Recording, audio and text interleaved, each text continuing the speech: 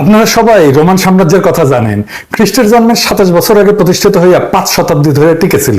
এই রোমান সাম্রাজ্যই পশ্চিমা সভ্যতার জন্মদাতা। ধর্ম বলেন, ভাষা বলেন, শিল্পকলা বলেন, স্থাপত্য বলেন, আইন বলেন, সামরিক বিদ্যা বলেন, প্রশাসন বলেন, আমলাতন্ত্র বলেন, বিজ্ঞান বলেন, প্রযুক্তি বলেন, কি না সব জায়গায় গড়ে উঠছে রোমান সভ্যতার উপরে ভিত্তি করে। এই পশ্চিমে পবিত্র কোরআনে সূরা আর রম বা রোমান নামে একটা সূরা আছে ৩০ চ্যাপ্টারে। এই সূরাটা রোমানদের সাম্প্রতিক পরাজয়ের একটা রেফারেন্স দিয়ে শুরু হয়েছে। বলা হয়েছে রোমান যারা খ্রিস্টান ছিল এবং ঈশ্বরে বিশ্বাসী ছিল তারা কার হাতে পরাজিত হবে। সেই সময় আগুনের উপাসনাকারী পারস্যদের হাতে পরাজিত হবে প্রথমে, তারপরে আবার তারা বিজয়ী হবে এবং জেরুজালেমে অধিকার প্রতিষ্ঠা করবে। এবং কোরআন শরীফ ভবিষ্যৎবাণী করছিল যে শীঘ্রই রোমানরা এই পারস্যদের পরাজিত করবে এবং জেরুজালেম ফিরে পাবে। এই ভবিষ্যৎবাণীটা খুব শীঘ্রই ৬২২ সালে বাস্তবায়িত হয়েছিল। এইটা পবিত্র কোরআনের একটা অলৌকিক ঘটনা হিসাবে দেখা হয়। It was so accurate prediction of future historical event যে দেখলে বিস্মিত হতে হয়। আমি রোমান সাম্রাজ্যের কথা বলে শুরু করার কারণ হইল রোমান সম্রাট ক্যালিগুলা, যিনি ৩৭ খ্রিস্টাব্দ থেকে ৪১ খ্রিস্টাব্দ পর্যন্ত শাসন করছিলেন। ক্যালিগুলার নামে একটা সিনেমাও আছে হলিউডের, দেখেন যদি সময় পান। উনি আমাদের কালারানের মতোই নির্মমতার, নিষ্ঠুরতার জন্য পরিচিত ছিলেন। এমনকি চাঁদের সাথে নাকি উনার কথাবার্তা হইতো। আপনারা শুনছেন যে আমাদের নিজের ক্যালিগুলা অর্থাৎ কাটাল রানী সম্প্রতি চাঁদে যাওয়ার ইচ্ছা প্রকাশ করছেন। নিজে যাবেন না অন্য কাউরে পাঠাইবেন তা আমি জানি না, তবে চাঁদের সাথে কথাবার্তার ইচ্ছা প্রকাশ করছেন। করতেই হবে, কারণ স্বামীর দেশ চাঁদে গেছে, সে না গেলে তো বিপদ, বিরহ না। যাই হোক, ক্যালিগুলার একটা প্রিয় ঘোড়া ছিল, নাম হইতেছে ইনসিটাস। ঘোড়াটা তার যে আস্তাবলে থাকতো সে আস্তাবল ছিল মার্বল দিয়ে তৈরি, আর ১৮ জন ভৃত্য ঘোড়াটার দেখাশোনা করতো। আর খাওয়াইতো কি জানেন? সোনার পাতলা মিহি ফয়েলের সাথে মিশ্রিত শস্য। অভিজাত হইলে সোনা খাইতে হয় আর পরি লাগাইতে হয়, তবে ক্যালিগুলার এই ঘোড়া সোনা গাইলেও ঘোড়াই লাগাইতো না, ওর ভাগ্যে পরি জুটে নাই। যাই হোক, ক্যালিগুলা ঘোড়াটাকে এতই ভালোবাসত যে তাকে কনসাল বানানোর সিদ্ধান্ত নেয়। মানে ক্যালিগুলা তার ঘোড়াটাকে একটা কূটনৈতিক পদ দেওয়ার সিদ্ধান্ত নিয়েছিল, মন্ত্রী বানানোর সিদ্ধান্ত নিয়েছিল।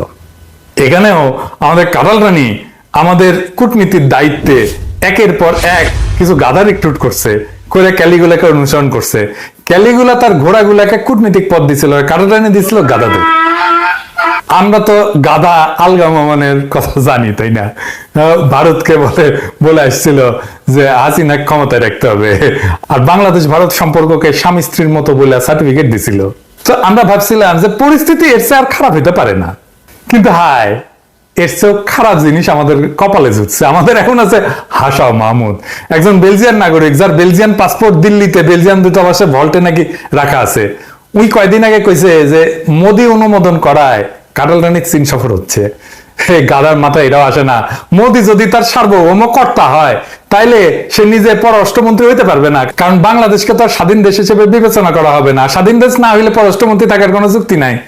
পশ্চিমবঙ্গের কি পররাষ্ট্রমন্ত্রী আছে? নাই তো, তাই না?